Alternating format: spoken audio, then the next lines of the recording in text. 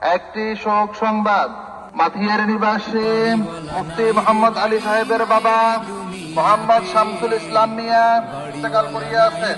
ইন্না লিল্লাহি ওয়া ইন্না ইলাইহি রাজিউন। আপনারা যারা এলাকাবাসী আছেন হয়তো জানেন বা আমার বাবাকে আপনারা চিনেন। আশা করি আমার বাবা সম্পর্কে আপনাদের সুধারণা থাকবে। রাসূল সাল্লাল্লাহু আলাইহি ওয়াসাল্লাম বলেছেন, মুমিনের অন্তরের সুধারণা সেটা একজন মাইয়িতের জন্য অত্যন্ত গুরুত্বপূর্ণ বিষয়। আমার বাবা এখানে যতদিন ছিলেন আপনারা জানেন, আমার জানা মতে তিনি কারো কাছ থেকে টাকা নিয়েছেন, ধার নিয়েছেন বা কেউ টাকা পাবেন আমার জানা মতে এরকম নেই এবং থাকার কথাও নয়।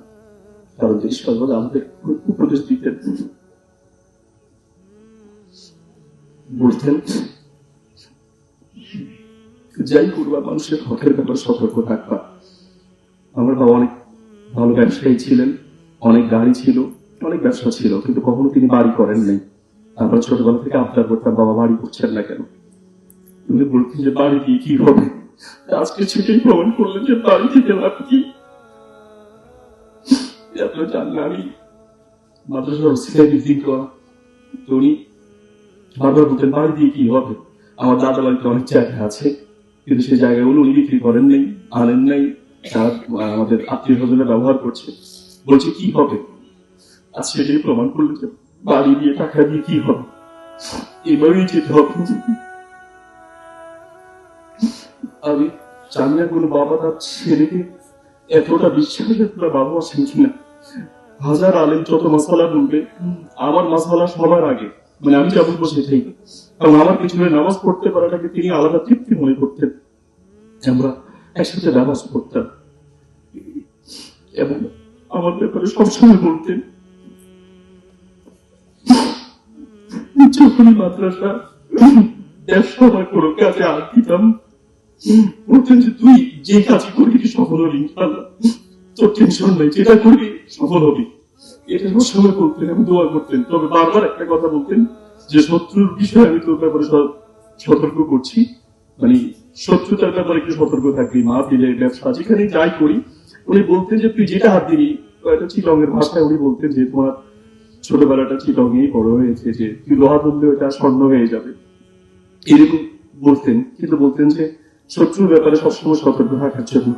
আসলে বাস্তব জীবনে তাই হয়েছে। আলহামদুলিল্লাহ যেখানে গিয়েছি মনে হয় যেন মা বাবার দোয়া দিয়েছি। তো আজকে আপনাদেরকে লক্ষ্য করবো পরকালের প্রস্তুতির জন্য একজন যাত্রী কেমন হওয়া দরকার। খুব আশা ছিল যে তিনি উমরা করবেন। একসময় আপনারা জানেন যেমন বাবা অ্যাক্সিডেন্ট করে একবার নিঃস্ব হয়ে যাওয়ার মতো অবস্থা, অনেকবার অ্যাক্সিডেন্ট করেছেন, হার্ট স্ট্রোক, অনেক রোগ। আর্থিকভাবে আমি খুব দুর্বল হয়ে পড়েছিলাম। পরবর্তীতে উনি অ্যাক্সিডেন্ট করে হাঁটতে পারেন না, ওনাকে উমরা কিভাবে করাবো খুব ইচ্ছা ছিল, আলহামদুলিল্লাহ সেটাও হয়েছে। জায়গা যেটা মাদ্রাসা বা মসজিদ কমপ্লেক্সের জন্য দেওয়া হয়েছে আপনারা জানেন, মসজিদটা কবে হবে আমি দেখবো কিনা এই কথাগুলো বারবার বলতেন। নাতিদেরকে বলতেন যে আমি মনে আমার টেনশন নেই, কারণ তোরা আমাদের জন্য দোয়া করতে পারবি।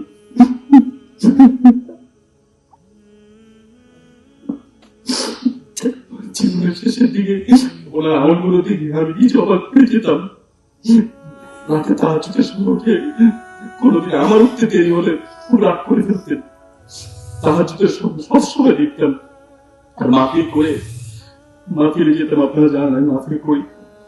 সারাক্ষণ শুধু একটাই টেনশন থাকতো যে আমি তো মানে শত্রুর ভয় করি। সবসময় খবর রাখতেন। আপনাদের সকলের কাছে আমার অনুরোধ থাকবে, আশা করছি আপনাদের জানেন যে আমার বাবা এই এলাকায় ছিলেন, খুব সাদা দিলে মানুষ ছিলেন, কখনো জীবনে তর্ক করেছেন আমি দেখিনি। আমি আমার বাবাকে অনুসরণ করার চেষ্টা করি। জীবনে অনেক টাকা লস দিয়েছি, বাদ দিয়েছি, উনি এরকম ছেড়ে দিয়েছেন। আমাকে বলতেন বাদ দে, ঝগড়া করতাম না, আমিও করি না, আমার বাবাও করতেন না। তারপরে যদি কারো মনে কষ্ট দিয়ে থাকে আল্লাহ রাস্তায় আমার বাবাকে ক্ষমা করে দিবেন।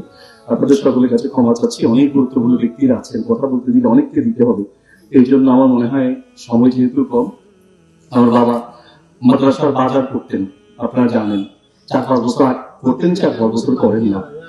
মাদ্রাসার বাজার করতেন, এটা অনেকবার হচ্ছে আমি নিষেধ করতাম যে বাবা কেন, আমার তো বাজার করার লোক আছে, আমার আব্বা আম্মা দুইজন জোর করে না আমার বাসার কাজ আমরা করবো, যেহেতু পড়ালেখা একটু কম ছিল উনি ক্লাস করাতে পারবেন, একটু কাজ করবেন।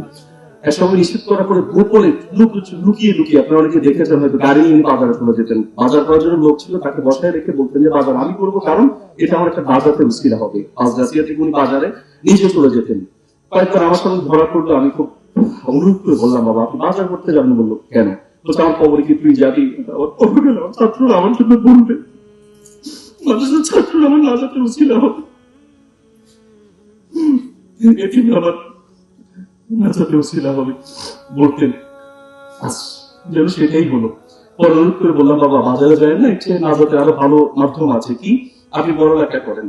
এই বুড়ো বয়সে যখন দাড়ি পেয়ে গেছে, হাঁটতে পারেন, আপনারা অনেকে দেখেছেন, কায়দা নিয়ে নিয়ে এই যে উস্তাদের কাছে যেতেন, আরেকজন ছিল আসেল উস্তাদ, ওনার কাছে যেতেন একটা কায়দা নিয়ে কোরআন পড়ার জন্য। শেষ বয়সে আপনার সবাই এই কথাগুলো বলার অর্থ হচ্ছে আপনার বাবার জন্য দোয়া করবেন, আল্লাহ ওনাকে ক্ষমা করুন, আল্লাহ